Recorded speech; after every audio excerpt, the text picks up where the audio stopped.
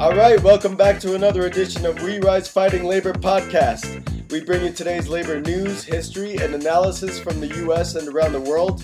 This is a podcast you listen to with your fellow workers organizing on the shop floor. This is a podcast you listen to before walking into your union meeting. As always, I am Rick Urrutia, here with my co-host, Jerry Scapaciulo. Hi, everybody. Jerry Scapaciulo. And Brian Pfeiffer. Howdy, everyone. Good evening. Today we bring you a very special edition of We Rise Fighting Labor podcast. We have the honor of interviewing Clarence Thomas, a retired member of the Longshore Workers Union Local 10 on the West Coast. Brian's going to give us some more information on this and lead us into the interview immediately after we drop some Gil Scott-Heron on you.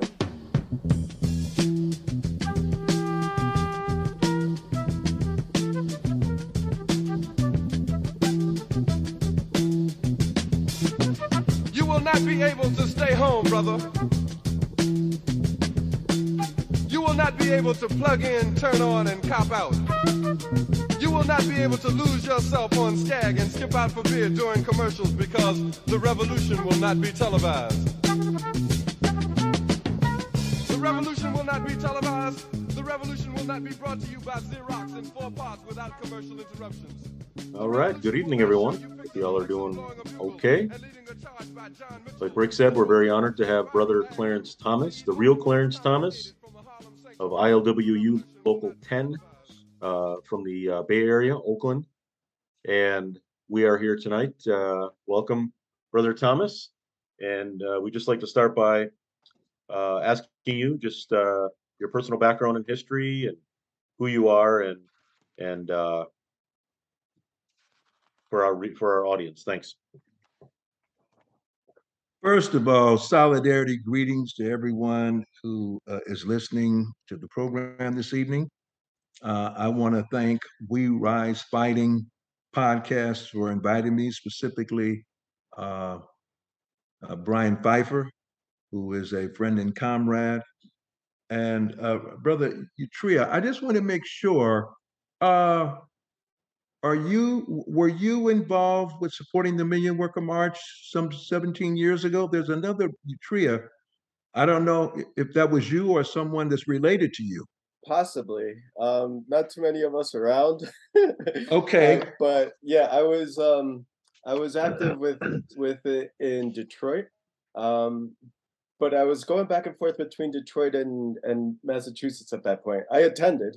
The individual that I'm talking about is Kimball. And he has Urrutia. Urrutia. Urrutia.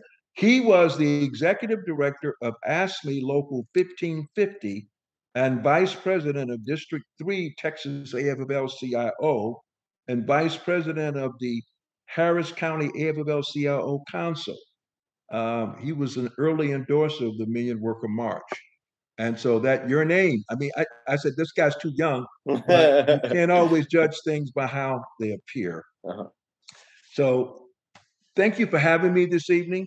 I think that for the purpose of the listening audience, I am a retired third generation longshore worker, member of the International Longshore and Warehouse Union, Local 10, which is based in San Francisco.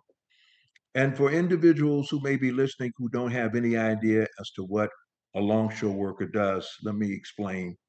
We are responsible for the loading and unloading of maritime cargo at 29 ports on the West Coast. There are longshore workers on the East Coast, the Gulf, the Great Lakes area, Southeast region. Those members are the International Longshore Association. We are the International Longshore and Warehouse Union. And so we're responsible for the loading and unloading of maritime cargo on 29 ports on the West Coast, including Vancouver, Canada. The cell phones, the computers, the sports wear that we wear on our feet, many of the cars that we drive, much of the food that we eat and the fuel that we use all comes off of a ship, and it is longshore workers who are responsible for unloading and loading that particular cargo.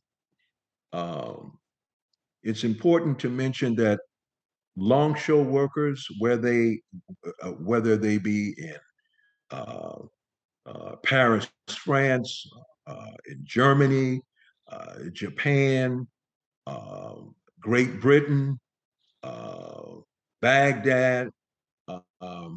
We do the same kind of work and have the same employers.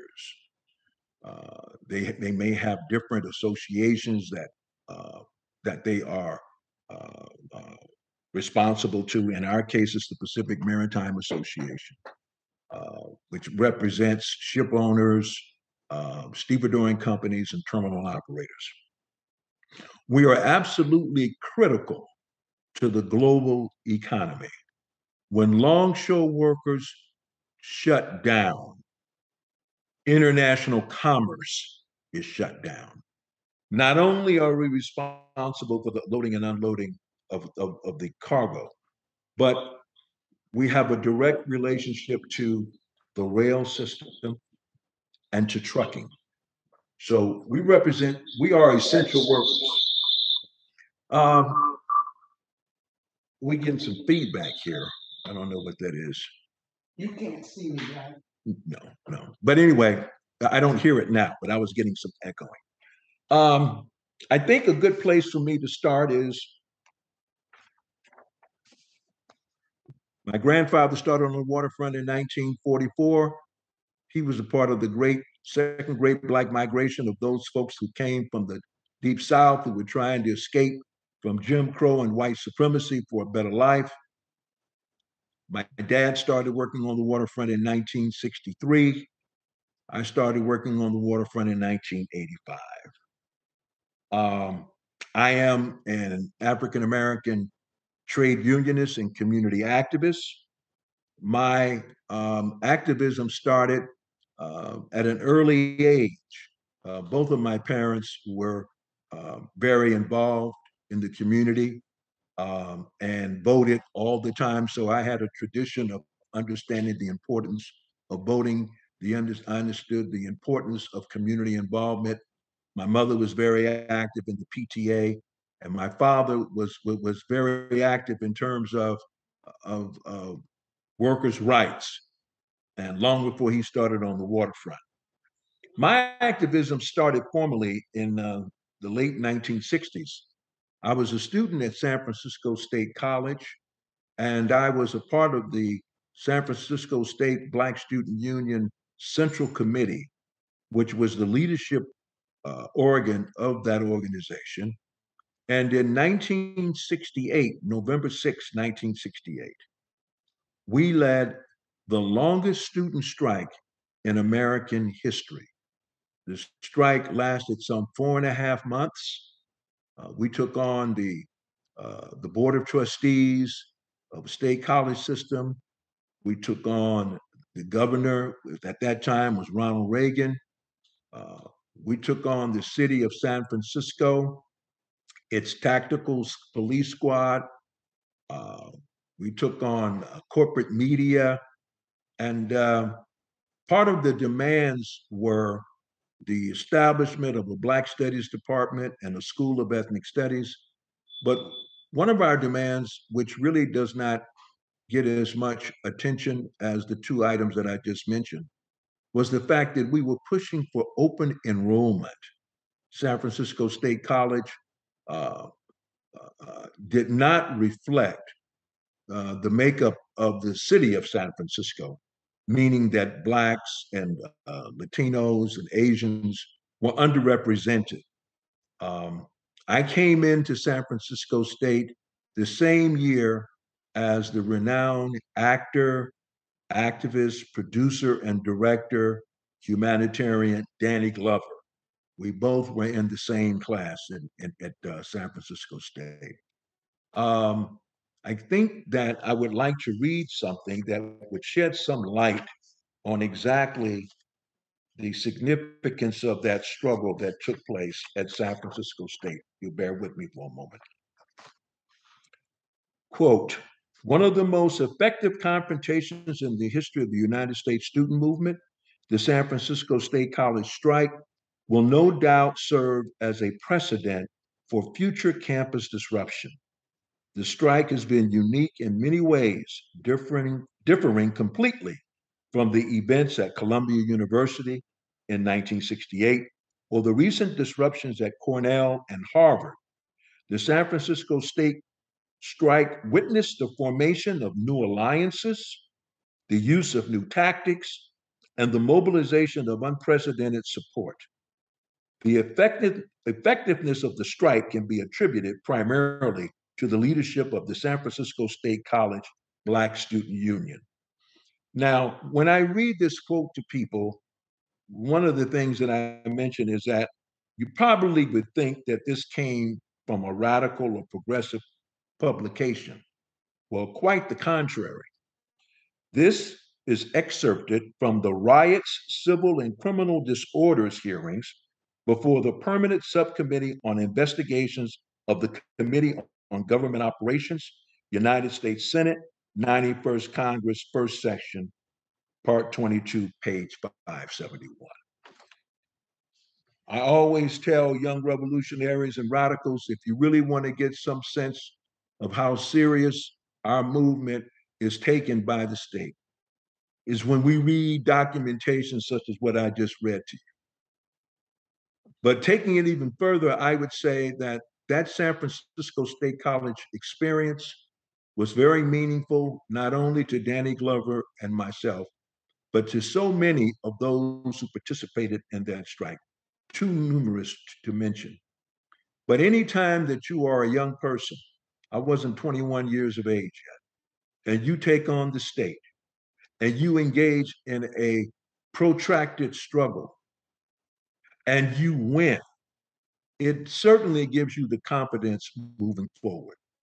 We were able to organize an organization called the Third World Liberation Front, which was made up of Mexican American students, or what we refer to as La Raza, Asian students, Filipino students, uh, students from various ethnic communities.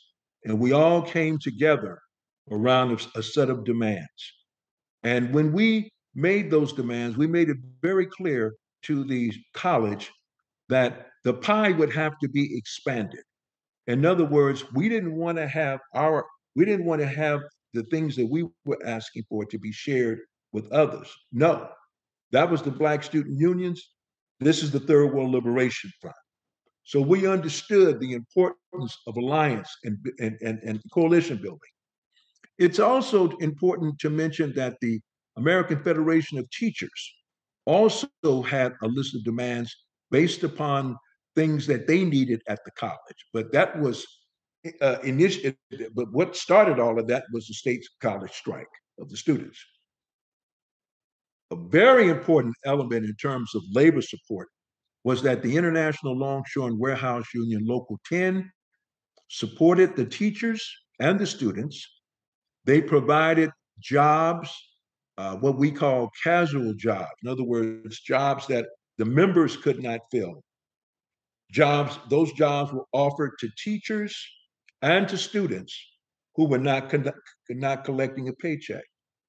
Danny Glover worked as a casual on the waterfront during the strike, and so many, many more. So that was a very important lesson. That served as the foundation for my activism until I became a member of the Black Panther Party in Oakland, California. And that's when I learned more about Marxism, Leninism. That's when I learned more about the whole question of race and class. We had political education classes. I had an opportunity to work very closely with the Free Huey movement in 1967 after Huey Newton was arrested and shot by Oakland Police Department. We fought to keep Huey from going to the gas chamber. and getting him out of prison.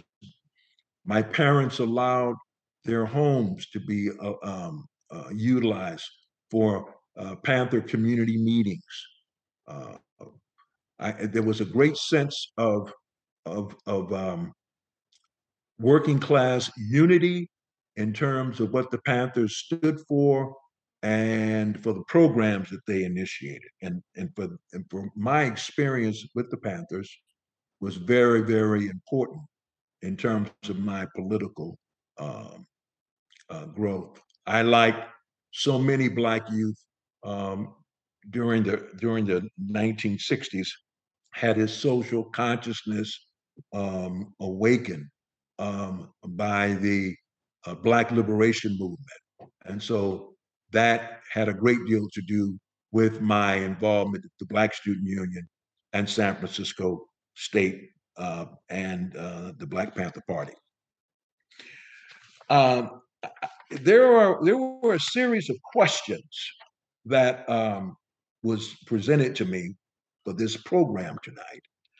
And one of the questions I think is a very important one. You asked the question, what does social justice unionism mean to me?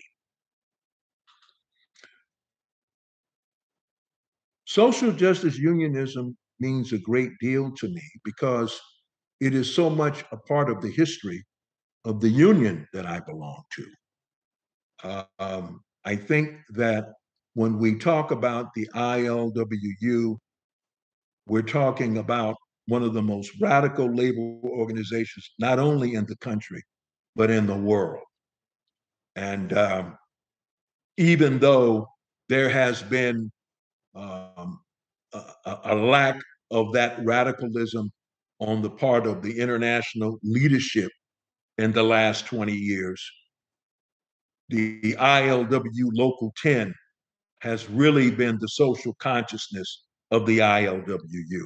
Let me explain that. There was a man by the name of Harry Bridges, who was an Australian immigrant who immigrated to the United States during the early 1920s. He was a seaman. And he had read Jack London, he had read Karl Marx, and as a result of being a seaman, he had seen some of the worst conditions that maritime workers have to endure.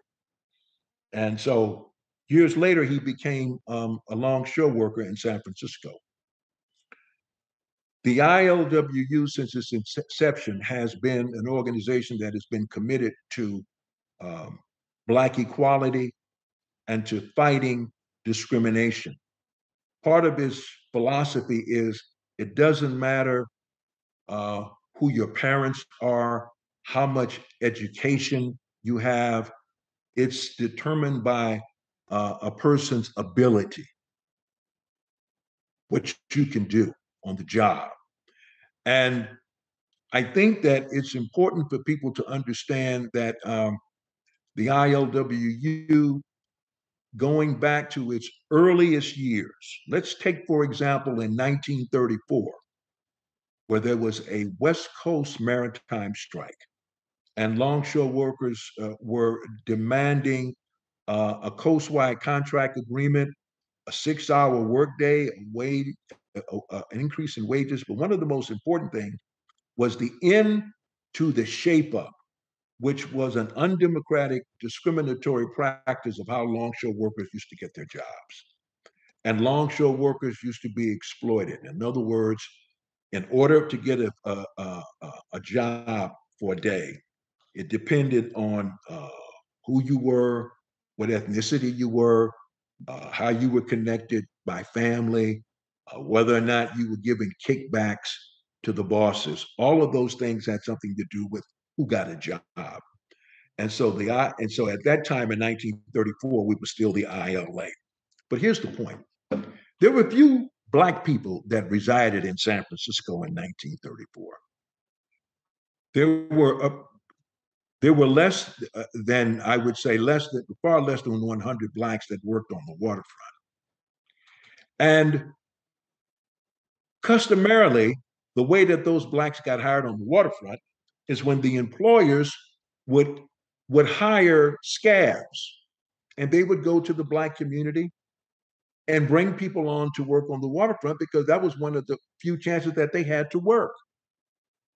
So the white radical leadership of the union, people like Harry Bridges, people like Henry Schmidt, some were members of the party, the Communist Party, that is. Some were members of the IWW. Some were members of, were anarchists, but they understood that they could not win the strike if Black people were crossing the picket line and working. So something very historic took place. Bridges and others appealed, first of all, to the limited Black longshore workers to get them to not work, because you got to remember, they came on the waterfront as scabs and they got hired. But more importantly, they went to the general community. And how did they do that?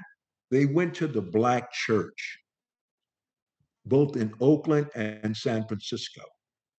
And there was a man by the name of C.L. Dellums, who was the uncle to Ron Dellums, who served in Congress for nearly 30 years and was a former mayor in the city of Oakland, and also played a very leading role in developing legislation to create sanctions on South Africa during the anti-apartheid struggle.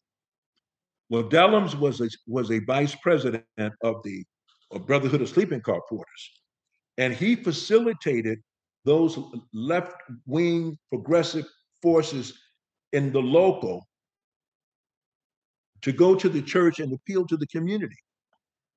They offered the Black community a real New Deal, and they proposed that if the Black community did not cross the picket line, that they would ensure that African Americans would be hired on the waterfront along the entire West Coast.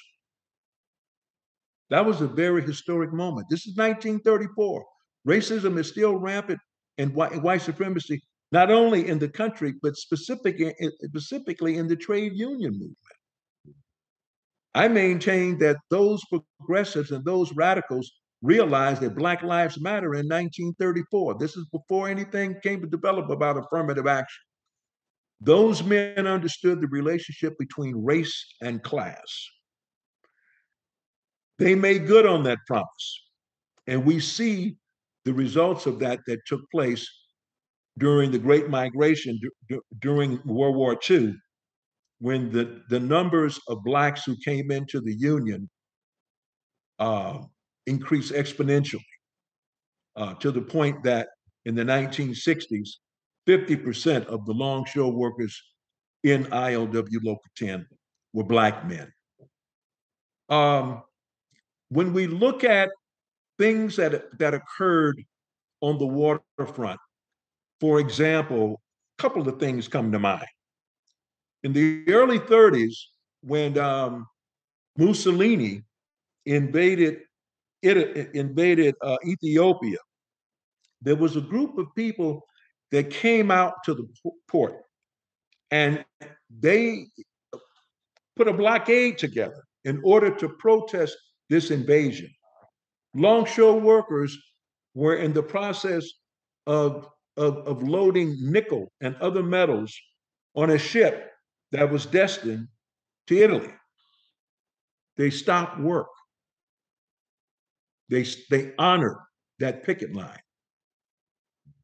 In the late 1930s, after Japan had invaded Manchuria, there was another community picket line that came out to protest that. Once again, longshore workers did not work that cargo. There was even a Nazi vessel that surreptitiously sank in the port of Oakland. No one knew what happened. There's speculation, but this just gives you some idea as to the history of what I would call social justice unionism. If you were to ask me specifically, what does it mean? I could say, generally speaking, social justice unionism advocates for greater levels of democracy and equality for all people, regardless of union membership. When those people that came out to protest those two particular incidents that I cited to you, they weren't union members. They were people in the community. And we've seen a long history of that. As a matter of fact, Franklin Delano Roosevelt sent a letter to Harry Bridges when he became its international president. And he told Harry in so many words, you need to stay out of matters of U.S. foreign policy. Bridges' response was that that was our right as citizens and our privilege. And I think that that served as the framework. 1934, appealing to the Black community, those actions taken in the 1930s. But let's fast forward to the 1960s. In September of 1967, the Reverend Dr. Martin Luther King spoke at ILWU Local 10.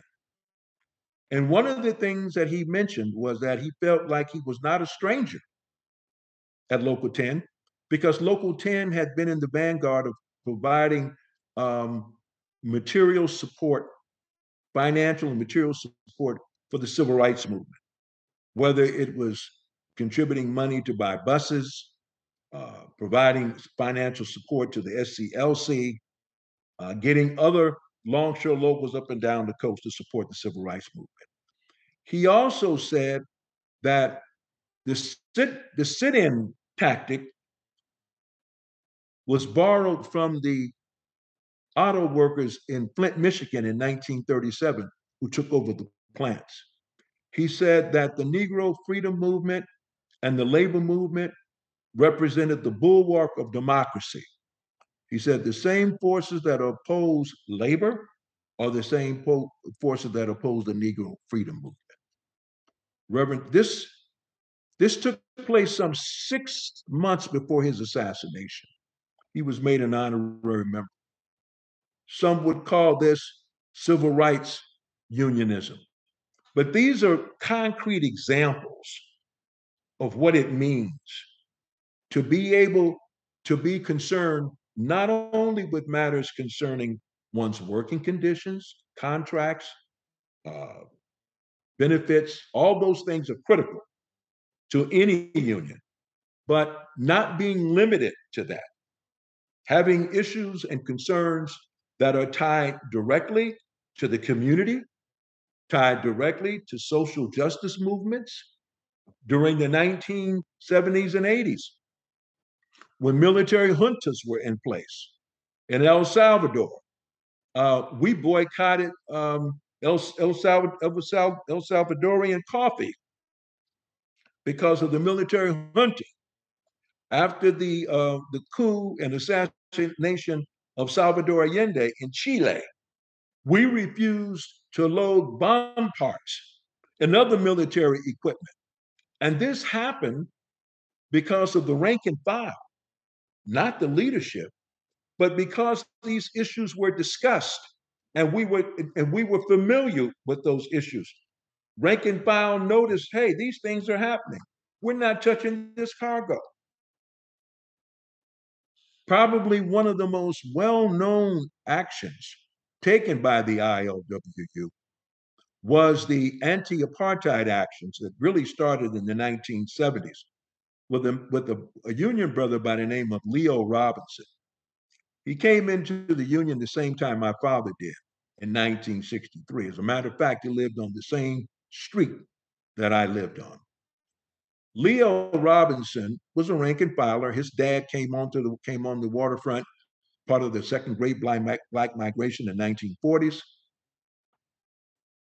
He had seen on television the very graphic and disturbing photographs and videos of South Africans being killed in the Soweto massacres because they didn't want to learn the Afrikaner language, and they were killed.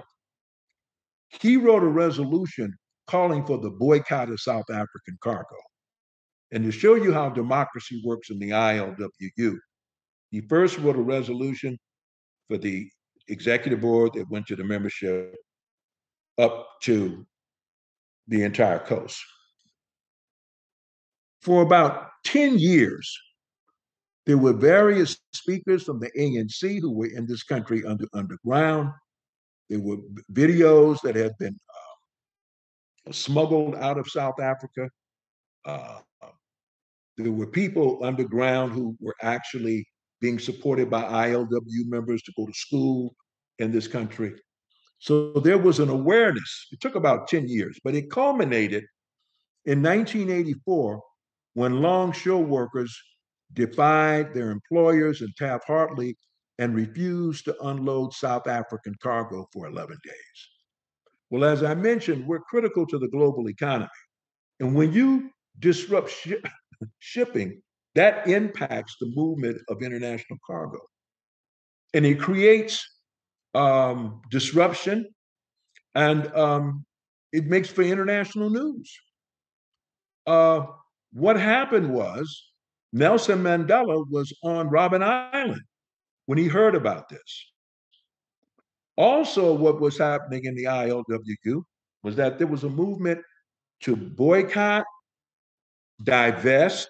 In other words, our pension funds that had any investment in companies that were doing business with South Africa, we pulled our funds out of those corporations. They call it BDS now. When Nelson Mandela was released from prison, he spoke at the Oakland Coliseum and he acknowledged the ILWU. So these are all examples of social justice unionism so that people can get a real sense and how it's not something that's abstract.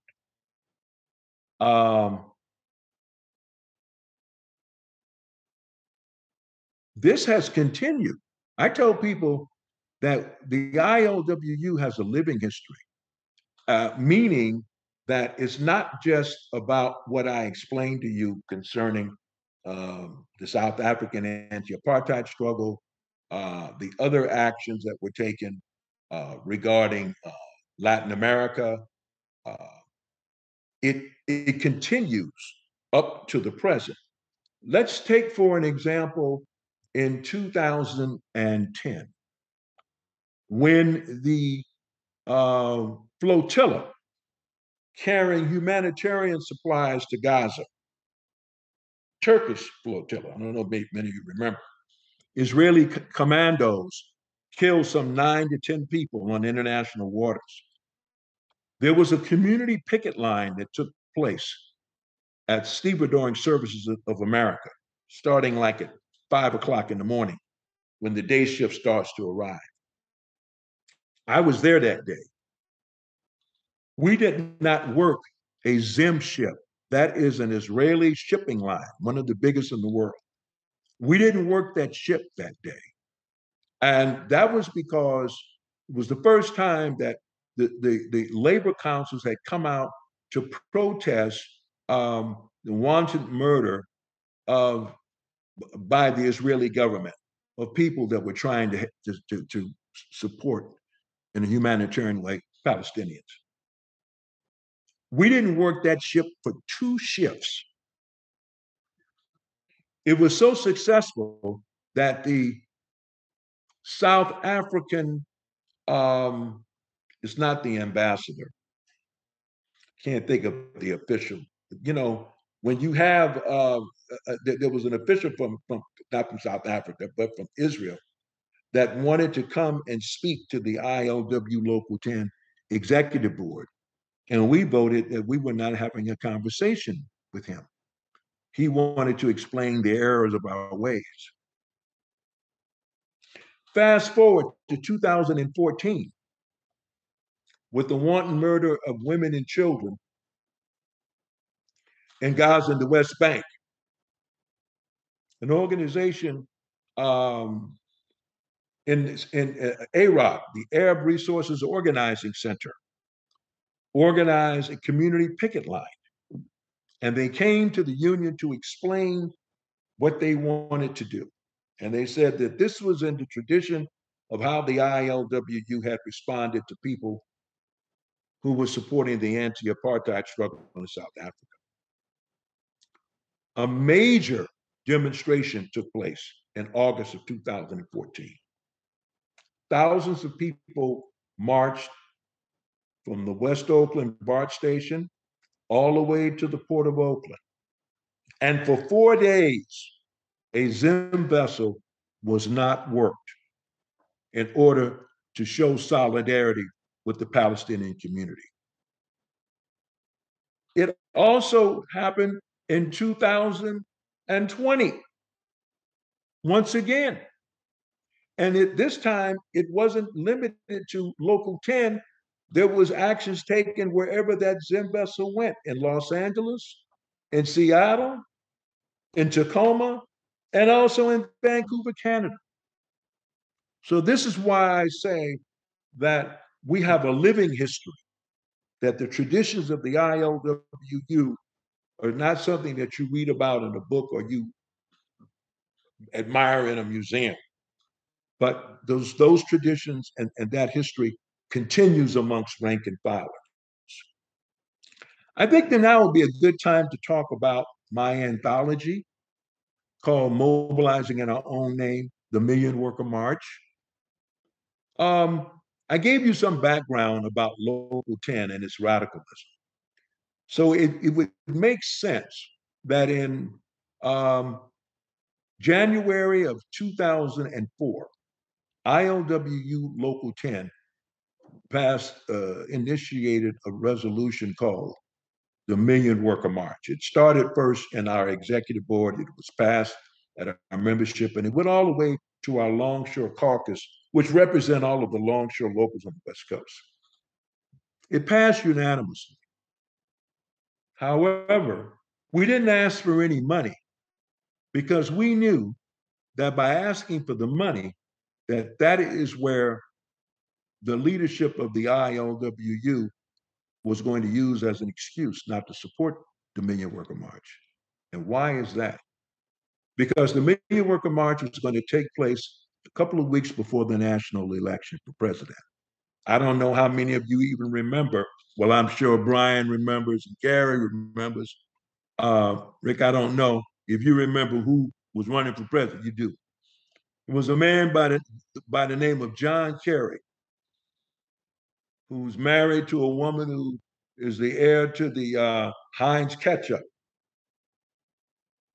family. He was a candidate for Wall Street.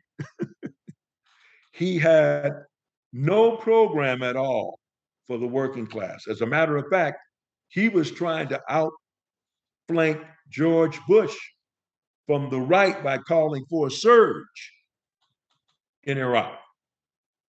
And we were talking about a workers' agenda, expanding Social Security, ending the war in Iraq and Afghanistan, workers' rights, ending Taft-Hartley, a national living wage, ending mass incarceration, protecting the environment. Very broad. Some said it was too broad. But we were calling for workers to mobilize at the Lincoln Memorial on October 17th. Much in the tradition of the Poor People's Campaign that the Reverend Dr. Martin Luther King initiated before he was assassinated. The Democratic Party and Labor were totally against this. And if I may, I'd just like to read something for you, because this is like a teaching session today. But this was issued to all of the state federations and separate labor councils all across the country. It was dated June 23rd, 2004, regarding the Million Worker March.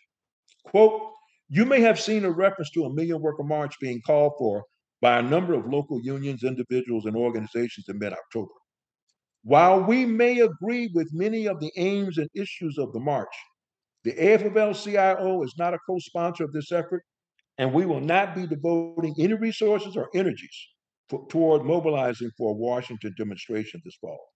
Rather, we're completely focused on the critical importance of grassroots organizing for the national election scheduled for November 2nd.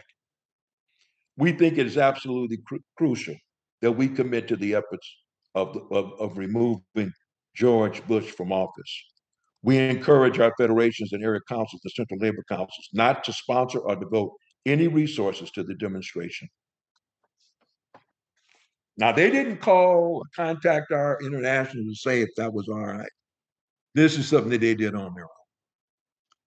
We were calling for an independent workers' agenda because if you're thinking strategically, before you can have a workers' party, you need to have a workers' agenda. And we were trying to make the case to the American working class, U.S. North American working class, that the interests of the Democratic and Republican parties are not the interests of the working class. And so the Democratic Party came out against us a few days before the start of the Democratic Convention in Boston, Massachusetts. There was a meeting held in Hyannisport at the resort home of Senator Ted Kennedy, the family compound. And at that meeting, you had people like John Sweeney, who was the head of the AFL-CIO. You had people like James Hoffa, who was the international president of the Teamsters, James Spinoza, the president of the ILWU, Andy Stern, and others. They were all there. And while they were there, they were told that the Million Worker March was a good idea, but that was the wrong time. So they tried to put the kibosh on it.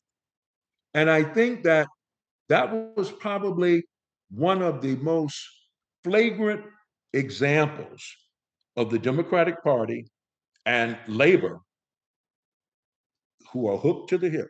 Millions of our dollars go towards supporting the Democratic Party. We were able to do that Million Worker March in defiance of that. We weren't able to attract 1 million people. We weren't able to attract 100,000 people. We attracted anywhere between 10 and 15,000 people. It's debatable. But we were on C-SPAN that reached millions of households. And that march was never supposed to have taken place. And the labor movement thought that they could stop it, but they could not. We developed these wonderful T-shirts that depicted 4 hands: black, white, red, and yellow. Mobilizing in our own name was on the logo, which is on the cover of the book. And they were very, very popular. The people who showed up for that particular mobilization represented trade unions from all over the country.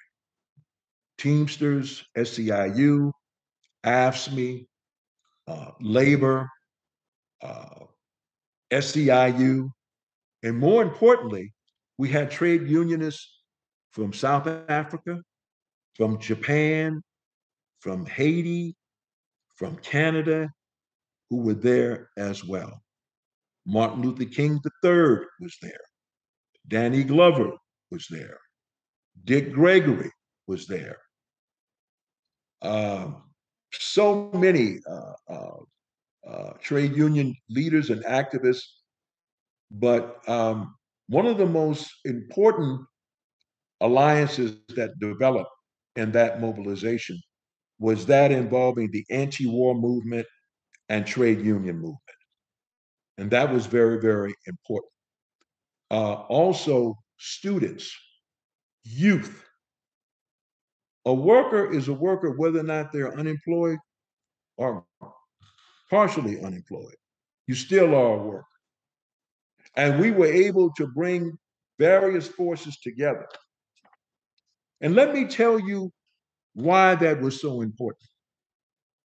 The day after the Million Worker March, when we sat down and tried to figure out next steps of where we needed to go and what we needed to do, two things that we decided we wanted to do. One of the things we wanted to do was to reclaim International Women Workers Day and also International Workers Day or May Day. And we thought that that was so important because what it took for us to put on that Million Worker March was so similar to what workers had to do in order to get the 8-hour workday. They had to go up against reactionary forces in the labor movement. They had to go up against bosses, the cops, and other forces in order to be able to accomplish their goals. When we wrote a resolution reclaiming May Day in 2005, we organized May Day actions in New York City, Union Square, in Los Angeles, Chicago, and San Francisco on the Embarcadero. It wasn't until 2006 when the Great American Boycott, organized by the Immigrant Rights Group, witnessed the largest May Day action in the country. It was very significant. The most important thing, I think, to take from all of that, it was not supported by the labor movement, aside from the ILWU and a few other radical and progressive locals. The AFL-CIO did not get behind that struggle. Fast forward to May Day 2008. ILWU shut down all 29 ports on the West Coast, including Vancouver, Canada, to oppose the war in Iraq and Afghanistan. It was the first time in American history that workers went on strike, not for better wages or working conditions, not for a better contract, but to oppose US foreign policy and US imperialism. The people who were responsible for initiating that were the same people who initiated the Million Worker March. The same people. Let's go back to 2011. Do you remember when the public service workers in the state of Wisconsin were battling those historic actions that took place at the Capitol? ILWU Local 10 shut down for 24 hours in support of the Wisconsin workers. That action took place on April the 4th, the anniversary of the Reverend Dr. Martin Luther King assassination. 2010, 1 year after the murder of Oscar Grant, the young African American who was killed by transit police while handcuffed with his hands behind his back, shot in the back by Johannes Mesley, who claimed that he thought he was going for his taser and shot Oscar in his back. And because witnesses were able to capture the shooting on their cell phones, it went viral around the world. 1 year later, after Oscar Grant's uncle, Cephas Johnson, otherwise known affectionately as Uncle Bobby, came and spoke to the ILW rank and file. He called for us to raise the awareness of his nephew's murder. We shut down for 8 hours. No ports in the Bay Area worked at all, calling for justice for Oscar Grant, jail for killer cops. These are just some of the things that were initiated by the people who initiated the Million Worker March. Juneteenth, 2020, Angela Davis said, and I quote, When the ILWU takes a stand, the world feels its reverberation, unquote. She spoke before a throng of 20,000 people. We marched all the way from the Port of Oakland to City Hall. All 29 ports on the West Coast were shut down, including Vancouver, Canada, to commemorate Juneteenth, calling for the end of systemic racism, calling for the end of privatization and police terror. These are the demands we put forward on Juneteenth. So, once again, the people who led the Million Worker March and organized that did this. Just yesterday, I sent a video of KTVU, which is a local Fox affiliate, of an action taken by ILWU Local 103491. One of the people who was interviewed representing the ILWU was a man by the name of Keith Shanklin. He's the past president of ILWU Local 34, the Marine Clerks Local. He's also the secretary of the Million Worker March. The struggle continues. Struggle continues.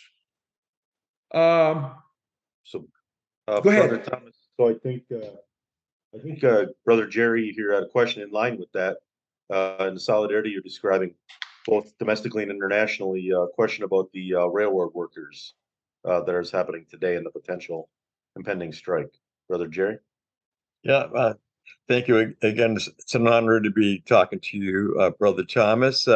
We've been following the railroad workers' possible strike in November, most especially with what the Railroad Workers United caucus is doing. You know of them, it appears, and the rank and file is defying the union presidency of those 12 unions. I mean, 30% of the workers have voted down the contract. Mm-hmm. So in light of that, we're wondering what advice might you give for all of us in the labor movement who want to support the railroad workers, especially if they go on strike in this time of kind of like an apparent labor upsurge with the Starbucks and the Teamsters, I mean, where do you see all of this going, and where would you like it to go, and how can we help get it there? I'm gonna give a very straight, simple answer, and this is where so many of the things that I've talked about, all the things that I've talked about tonight, most of it in the modern era started with a resolution. I know that all unions don't have as much democracy as the ILWU have. We got a microphone right in front of the podium and the stage in our union meetings. Rank and filers can come up to that mic and discuss anything, add things to the agenda, change the agenda. We got that kind of action going. But I would suggest that rank and filers need to submit resolutions calling for solidarity support of those various struggles. Perhaps even have members of those organizations to come and speak, or perhaps be able to send a video message, begin to share information about that, why this is happening. And many, I would just say this: there is a disconnect between international unions and locals. Even the great Harry Bridges was criticized during the 1971 strike around the question of mechanization modernization, which an outgrowth of that is automation today. There's a disconnect because rank and filers who are on the job and the people who sit at the top have two different realities to some degree. So what I'm suggesting is rank and filers need to become familiar with these issues. And part of what I'm talking about is that it might take some kind of a progressive caucus within those locals to bring these kind of resolutions forward. Information is so important. 1 o'clock. I'm now in Arizona. I'm not in the Bay Area. 1 o'clock this morning, someone sent me this video of KTVU News. If I were at home, I would have watched it on local news, explaining what happened at the Port of Oakland. The internet makes things a lot easier to get information out. For longshore workers, we have a long history of being able to communicate with our sisters and brothers in other ports and in other countries based upon our work. I'm suggesting that the same kind of attention and the same kinds of communication has to begin to take place with these other unions. It all starts there. A lot of people don't want to do this work because they don't want to have to deal with their leadership saying no. You got to raise these questions because, today is the railway workers, tomorrow it's us. This is democracy. We're in trouble in this country. All of us on this call know this. But that's what I think it starts with. You got to get communication out. We've always had a very active rank and file. We used to write flyers, leaflets. Well, nowadays you can send information, on the internet and letting people know about these struggles. But it starts with support. And at first, you may be able to generate financial support. Might be a GoFundMe, or it might be something more direct. Those letters of solidarity are very important to unions, especially to the rank and file, because they need to know that other people understand and support them. But that's what I would say the first thing that needs to happen. Then there needs to be communication between rank and filers. You can start by having, Zoom meetings with people who are members of those unions to get information and communicate. It's very important. One of the things about the ILW that I always admired was that they believed in rank and filers being able to meet workers all over the world, not just the labor tops, but the rank and filers need to go to talk to workers.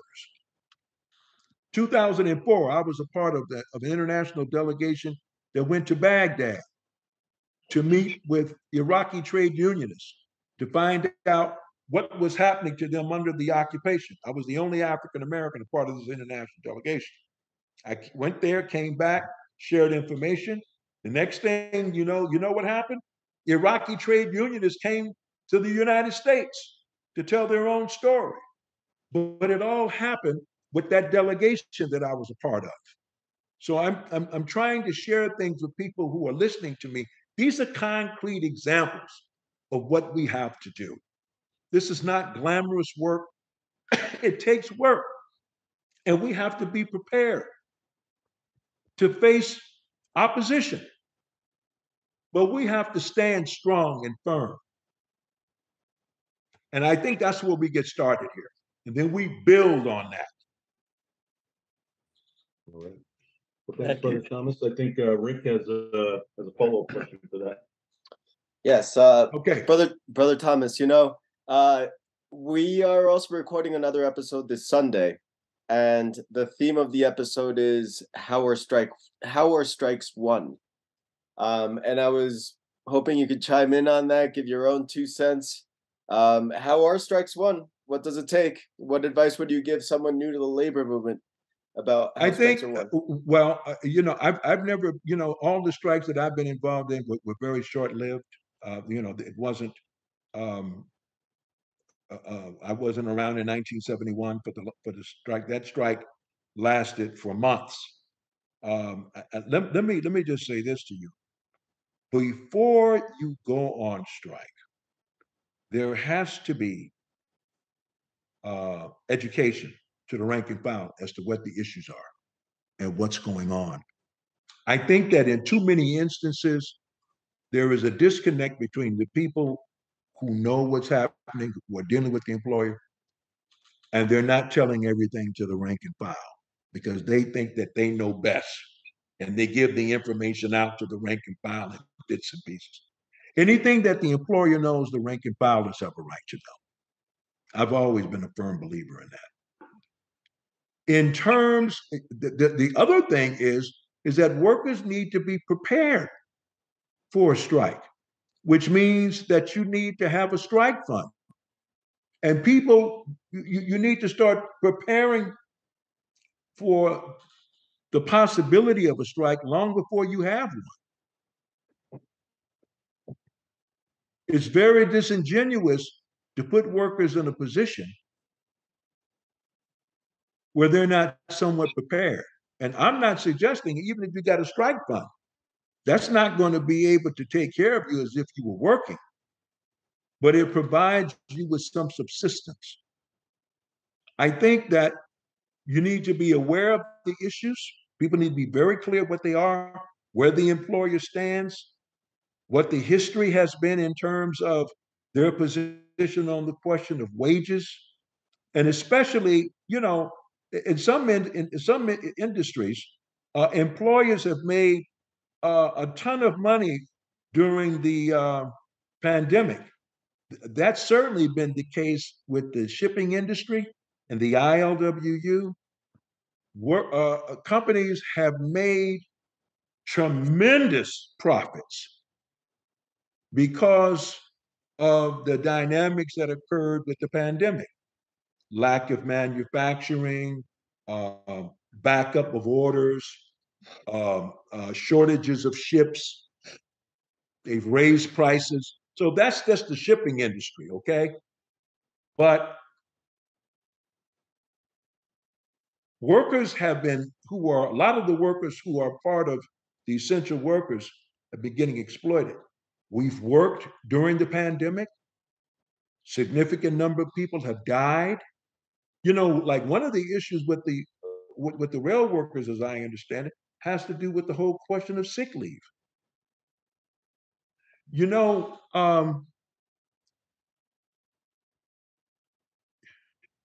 Certain jobs that we have in this country, we pay for those jobs with our health. On the waterfront, if something should hit you involving those containers, it's going to kill you or you'll be maimed for life.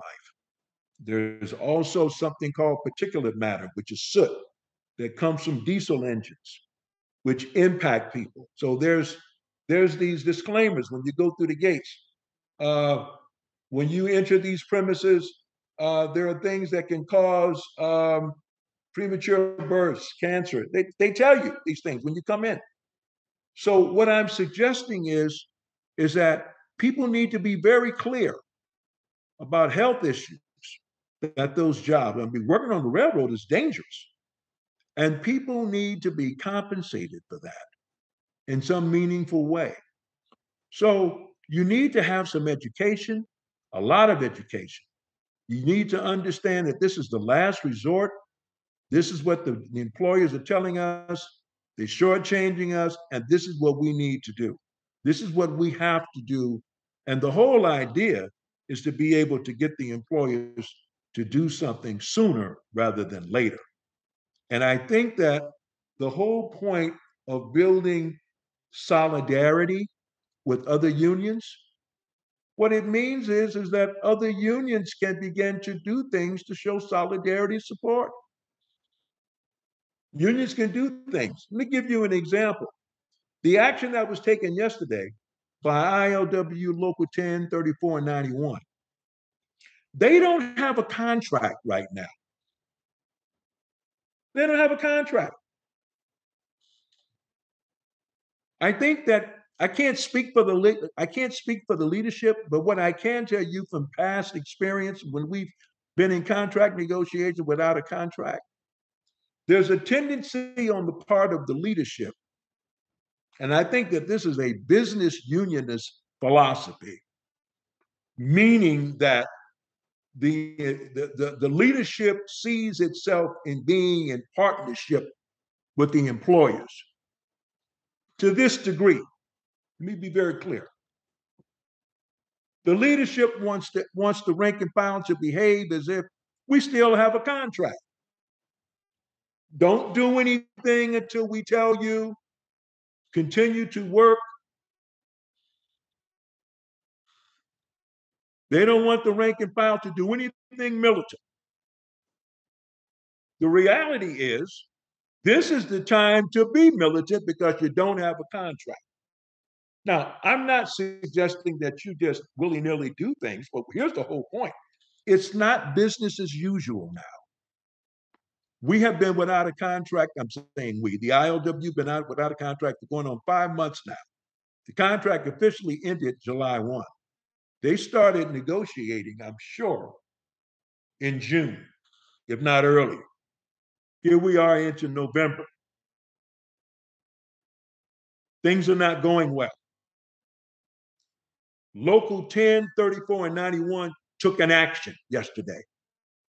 That's the first step. And what workers need to understand, they have all kinds of prerogatives. When workers understand that other workers are in trouble, what can we do to show our support? Well, one way you can write solidarity statements. Another way is that you can provide financial support. Another way, there's other things that you can do. Even talking about your own issues and how they tie in with the rail workers. When is our contract coming up? What are the similarities and issues? So that people start to say, hey, what's happening to them can happen to us next. So workers need to be in motion. They need to be talking to one another. They need to be meeting and discussing things now. And the other thing is that workers have to have a sense of what is going on in the country right now. The white working class in particular, who is supporting Donald Trump and developing neo-fascist tendencies, is a manifestation of the lack of working class and trade union consciousness in the country. That's one of the things that we could definitely say. It lacks that. I'm not suggesting that we wouldn't have any racism or white supremacy in the country if we did have working class consciousness, but it would not be to the degree of what we're dealing with right now. There is nothing to replace the whole ideology of whiteness to the working class. They vote against their own interest. We need to see right now the Republicans, the Democrats were responsible for what we're seeing happening in Ukraine right now, right? With Biden. We also see that they're now sending planes with B-52s to Australia, with nuclear warheads to threaten China. So endless wars, lack of national health care, lack of a national living wage. When we developed the Million Worker March, you know what we said?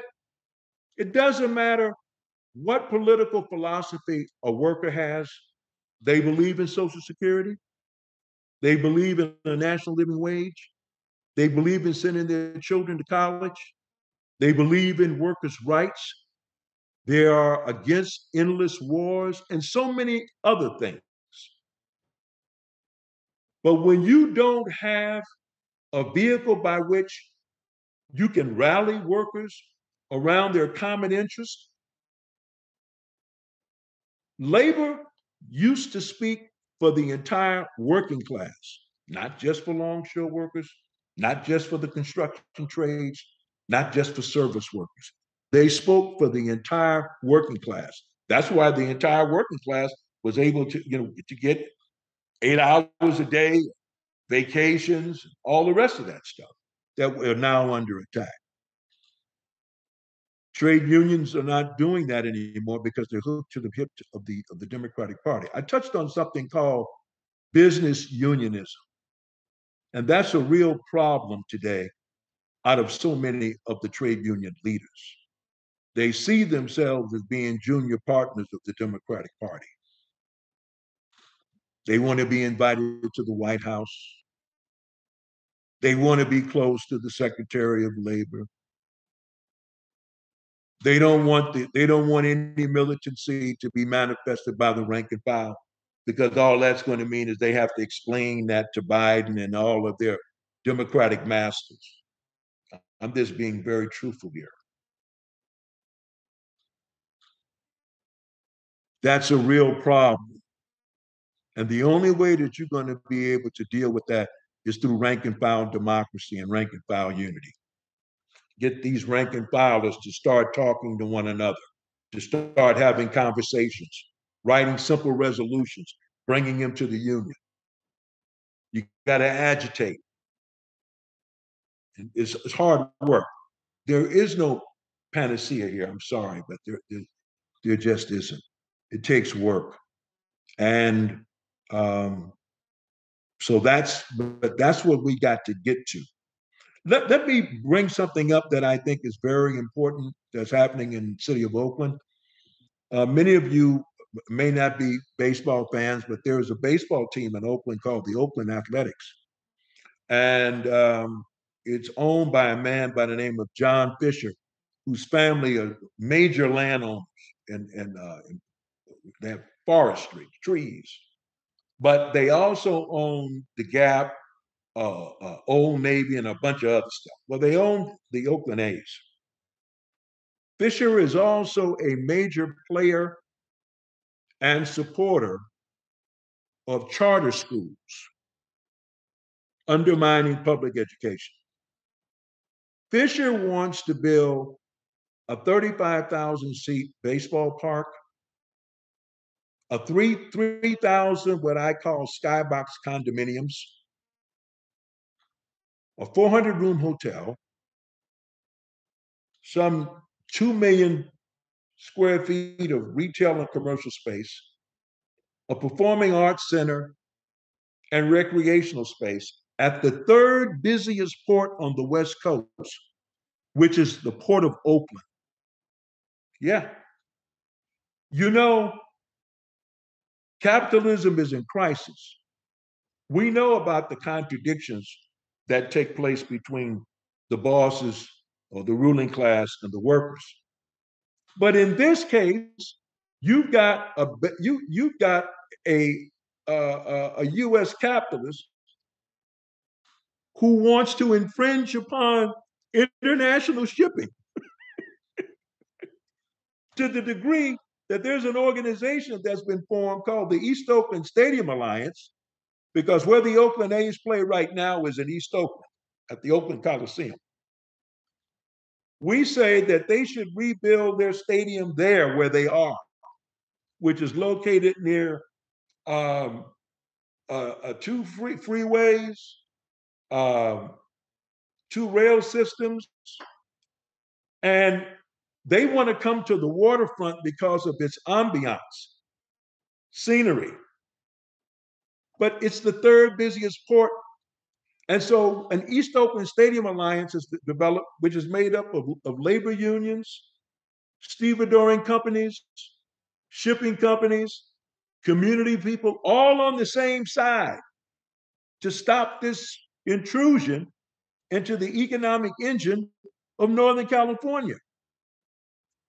Something very revolutionary has come about, aside from what I just told you. There's an organization called SLAP, SLAP, stands for Schools Labor Against Privatization. Members of the Oakland Education Association, other community forces, and the ILWU locals have band together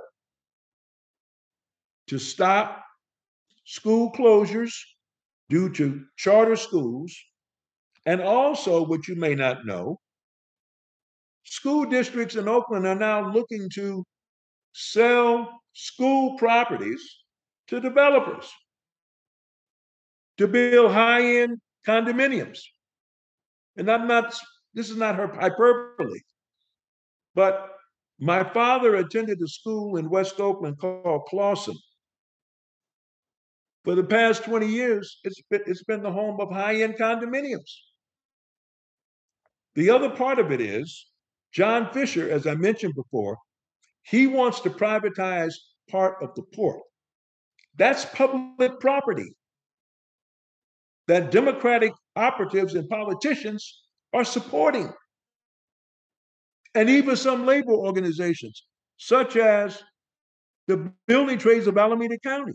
Why? Well, they stand to see a windfall. Building the stadium, the condos, the hotel.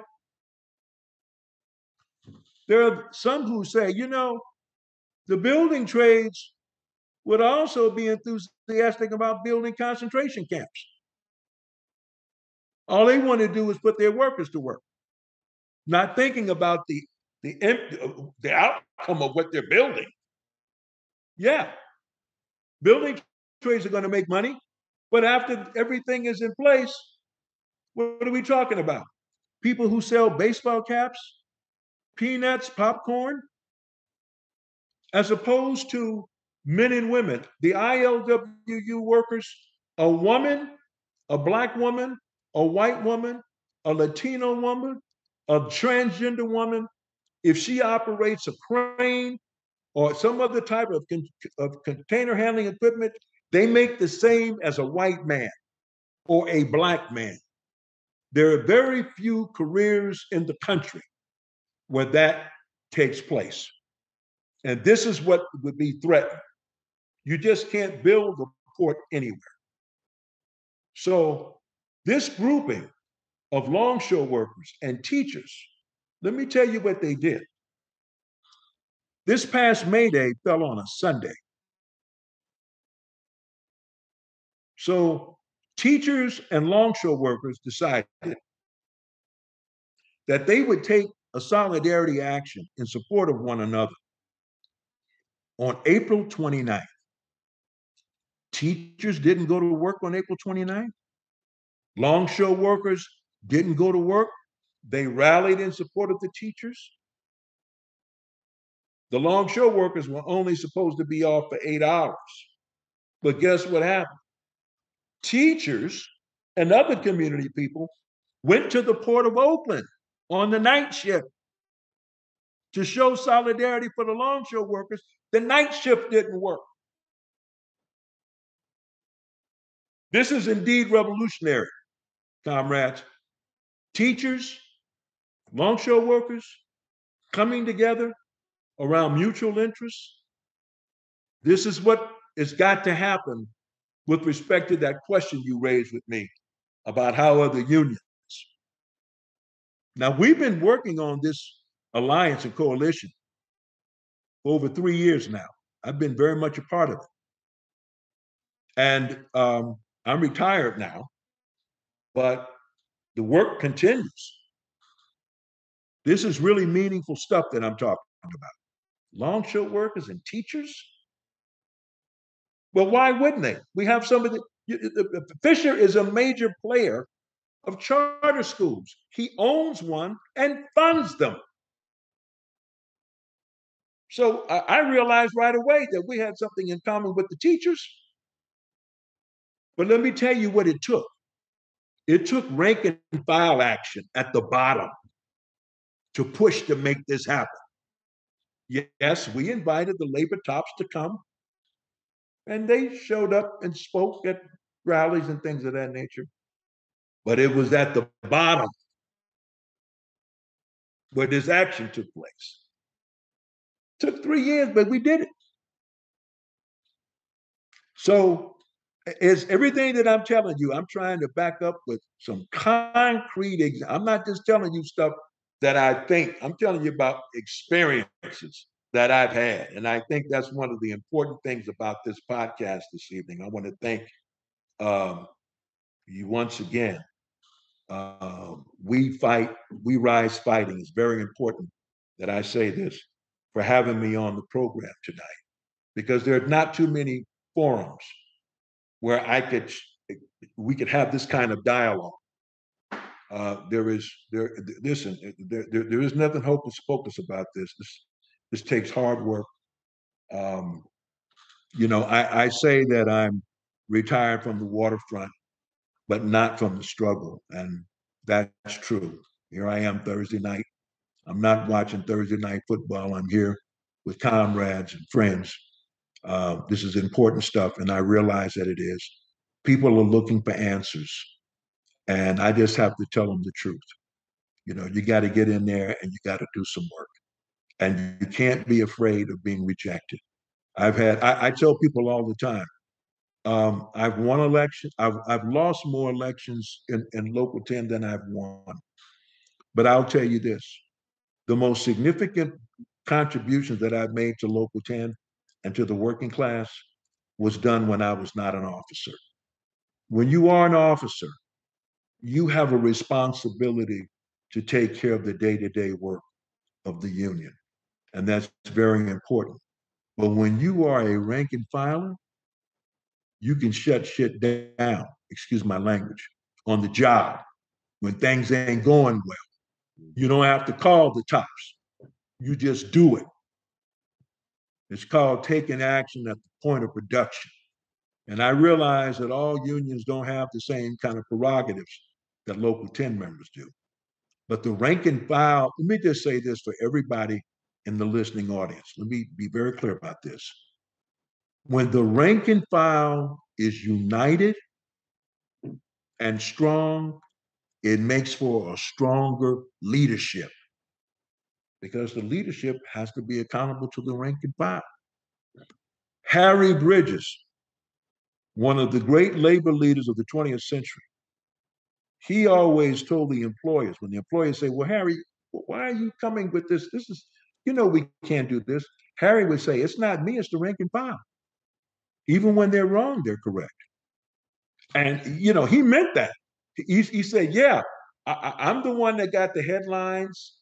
Yeah, I was the one that was with famous people. He said, but I was also the one that went to jail, had assassins to kill me, But he said, it's the rank and file is where my strength comes from. And business unionists don't like rank and file militancy. They don't. Now, let me just make one thing clear. It's not to suggest that business unionism are not afraid to be militant, but they want to be militant in a very limited kind of way. They don't want to be militant in a political way. And they only want to do it when they say it's okay to do it. And in many instances, it's purely symbolic.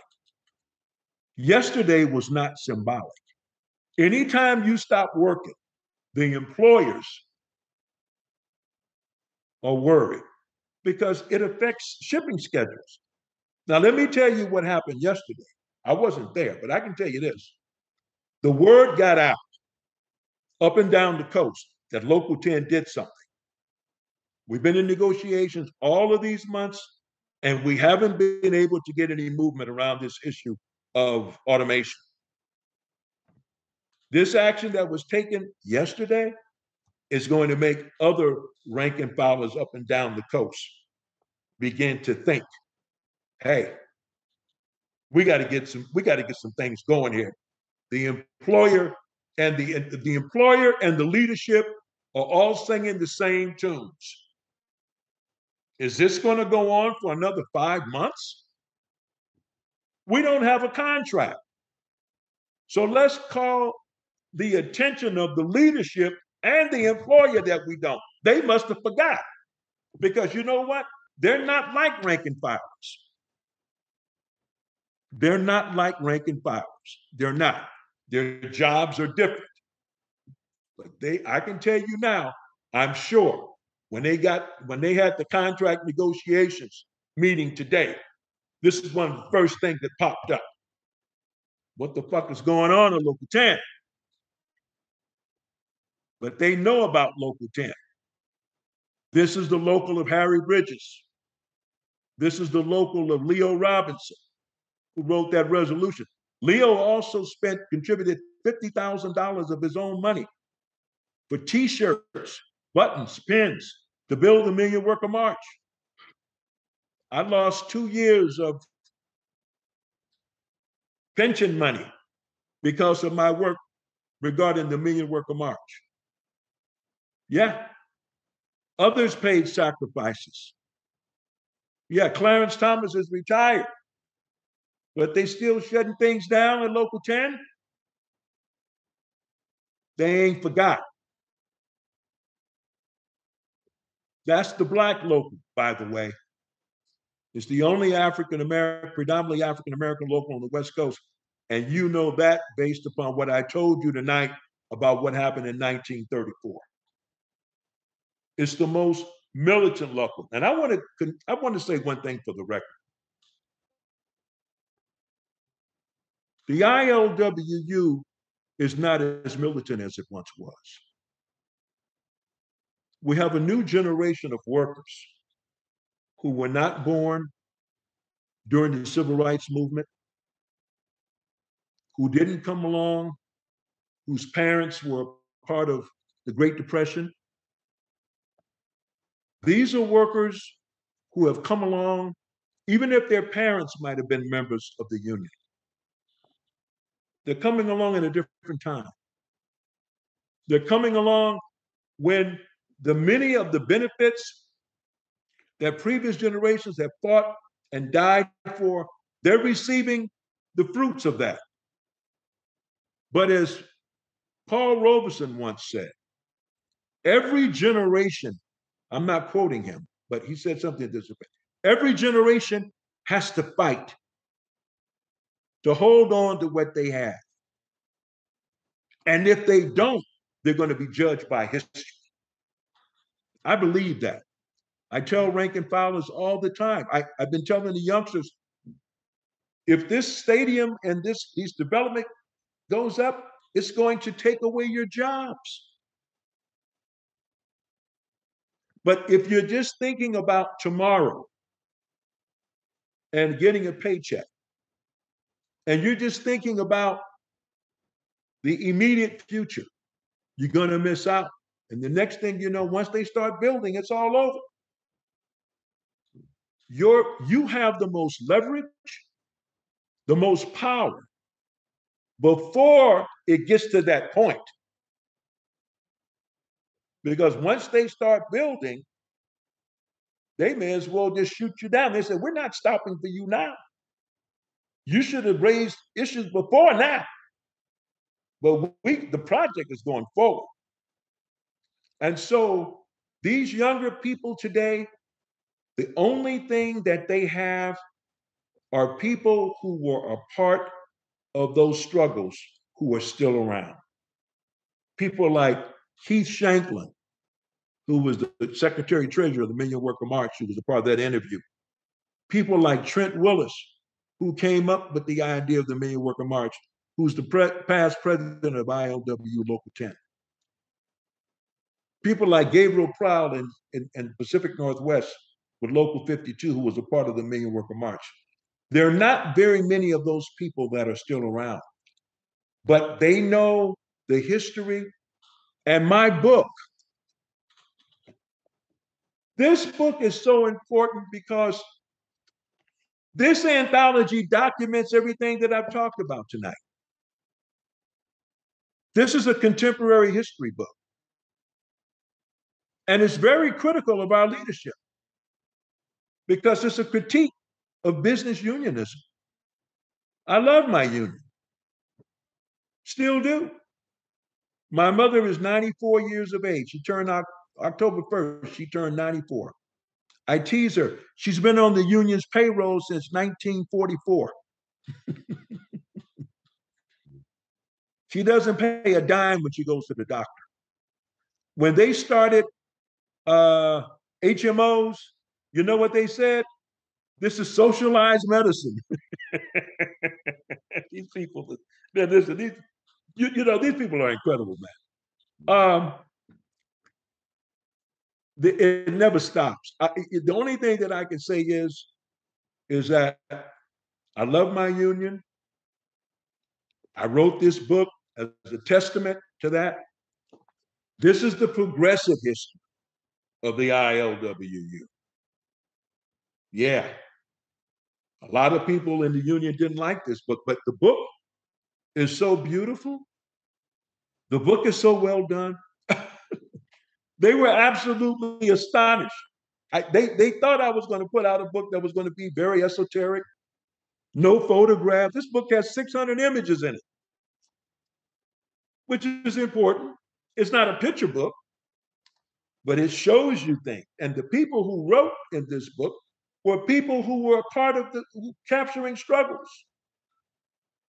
Brian Pfeiffer knows he was a part of this history. And I'm grateful that he's having me on the show. We need to get this book into the schools. That's why Texas is doing what it's doing. They don't want people to know this history. I'll give you a little story. About 15 to 20 years ago, a group of students from Silicon Valley came to the Port of Oakland. You know, the port is a very esoteric place. Most people don't know anything about the port in their city. They don't know about the careers. They don't know what people do. They don't even know what the port brings. And so many of the things that they enjoy, they don't even know it comes off of a ship. To make a long story short, they had the executive director to speak. They had the wharfinger. They had all the engineers and everybody to speak. When I got up to speak, and I told them just a fraction of what I shared today, they were so fascinated. They said, "You mean to say that Nelson Mandela acknowledged you for the work you did for South Africa? You mean to say that you've done things to put the ILWU on the world stage? Workers did this?" I said, "Yes." They were more fascinated about me, and they all wanted to be longshore workers. Listen, Angela Davis said on Juneteenth, if I were not a professor, I wouldn't want to be a dock worker or somebody that works in the warehouse of the ILWU. If Angela Davis had been in the ILWU, oh my goodness. Can you imagine that? Yeah, so it's so even though so many of the what some might consider the hard left has left, it's not in local 10. It's not gone completely, and I'm very grateful for that. But it's different. The ILW is like so many other unions. But I am pleased, and I will say this, and I only share this with a certain number of people. Sometimes when I really began to lose hope in the ILWU, they always do something to surprise me and renew my faith. That's the truth.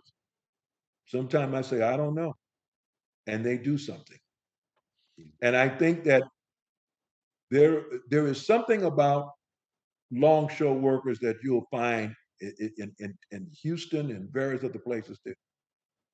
Longshore workers are very independent. And part of the reason for that is because it's the workers that make the port go.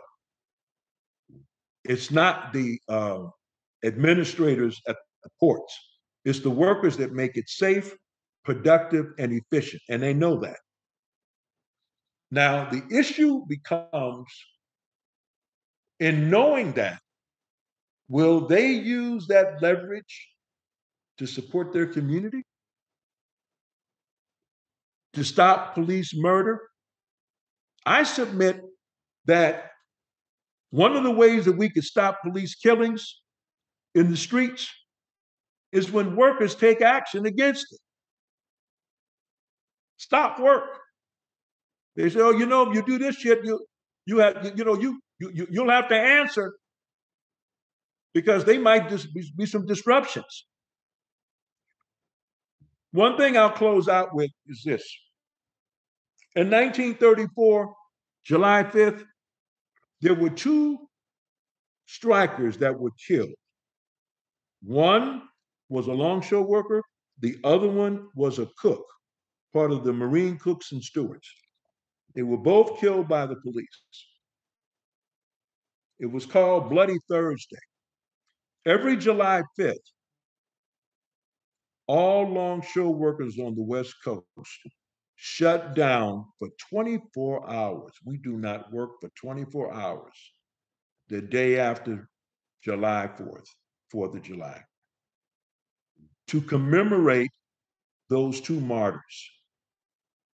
And I believe that one of the reasons why ILWU Local 10 in particular has been in the vanguard of trade unions around the question of shutting down on May Day and raising issue regarding police terror. I believe one of the reasons why we've been so successful, we've been able to connect our own history of 1934 to the issue of police murder. See, one of the things that people don't understand about the Haymarket struggle and the struggle for the 8-hour workday, they forgot about the role of the police, how the police were basically the goon squad of the bosses in the ruling class. And as such, they were unleashed on the workers. Anytime that there is a labor beef that happens, the police come out. Who do they come out for? Not to show solidarity to the workers, they come out for the bosses to protect the scabs. One thing they know about the Port of Oakland, if they come out there and they do anything to a longshore worker, they know the whole port will be shut down.